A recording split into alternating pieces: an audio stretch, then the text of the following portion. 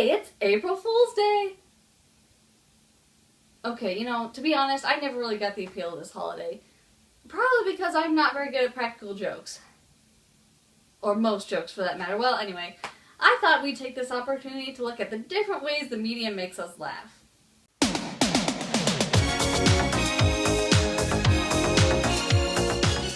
No, not like that. This list is dedicated to I like best. The top 10 funniest tropes.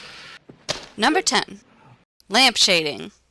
This is when a series draws attention to itself and the tropes that it embodies, either to poke fun at itself. Oh, I'm just doing this thing where I use a slice of wisdom from someone else's life to solve a problem in my own life. Seems coincidental. And yet I do it almost every week. Or to point out how ridiculously overused these cliches can be. Hey, you know how in the movies when a car gets farther and farther away, you can still hear the people talking like you are right in front of the camera? Yeah, that drives me crazy.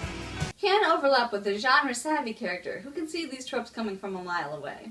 I seen this movie. The black dude dies first. Number 9. Okay, so this was supposed to be an April Fool's Day video, but as you can tell, I'm a little late. I just had a hard time putting this list together, and part of the problem was I had a hard time choosing which tropes I thought were the funniest. And I consider it a duty to present my opinions as honestly as possible. Duty. Judy duty. She said duty. Okay, so it's not a particularly sophisticated trope. But admit it, how often do you do this in your everyday life, even if you don't say it out loud? Number 8. Some characters are so good at lying, they can say something completely ridiculous and you absolutely believe it. I am a 400-foot-tall purple platypus bear with pink horns and silver wings. And then there's this. I need to go iron my dog. When a character desperately wants out of a situation but has no way to get out, and flounders their way through a transparent excuse, whether they care about being nice, And then there were these things, and now I have to go do them. or not. Oh, I wish I could, but I don't want to. Whatever the case, awkwardness is a good way to comedy. Non-specific excuse! Number 7. Okay, this next one is really subjective.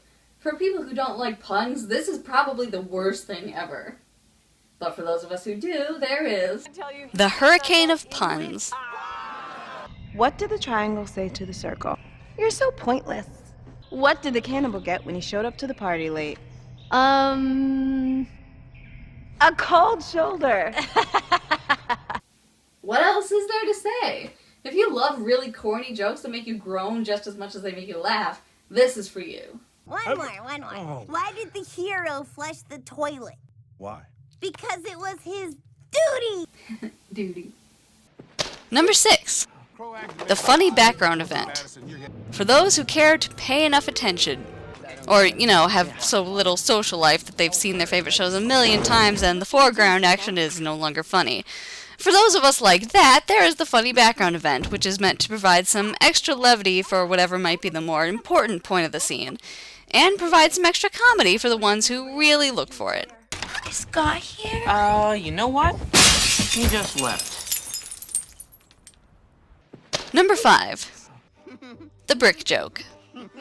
Another comedy trope that tests how much you were paying attention. This is when a throwaway gag or minor line is introduced early in a work, dropped completely, and revisited only at the very end, resulting in mass confusion, some laughs if you remember what it's talking about, and maybe even a more rewarding rewatch when everything suddenly makes sense. See also Come Back Tomorrow. Yeah? Well, the life support machine called and...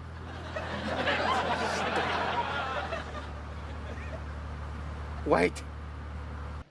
Number 4. As a wise man once said, if we can't laugh at ourselves, what can we laugh at? Hypocritical humor is a special brand of self-deprecation. Usually the speaker will point out some trait he can't stand, one which he incidentally embodies. Can be used to make the character seem insufferably inattentive or endearingly naive. See also, I resemble that remark. You calling me a psychopath? I'll kill your whole family if you call me that again. Number 3. Man, putting together this list has been like pulling teeth. Painful, time-consuming, and by the end there's blood everywhere. And meta-forgotten.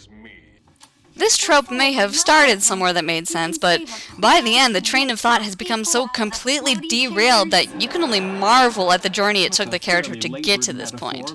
My jungle is now my zoo, and I am forced to mate with the same old lioness again and again and again, while families pay to watch.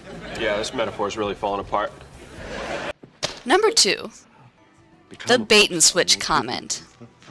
A lot of humor comes from non sequitur. You know what you're going to do, but your audience doesn't. This trope relies specifically on building up an audience's expectations and then inverting it at the last second.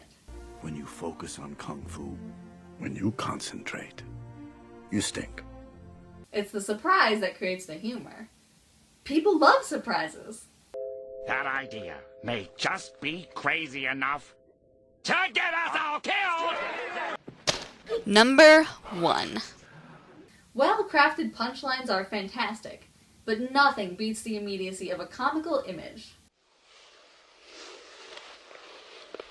It's a trope as old as time, and for some people may be a bit tame. But for me, these kinds of gags never wear out their charm. I love a good pun, and I love when the visuals are allowed to do the talking. Buzz, will you get up here and give me a hand? I'm eternally optimistic, and I'll catch you guys next time.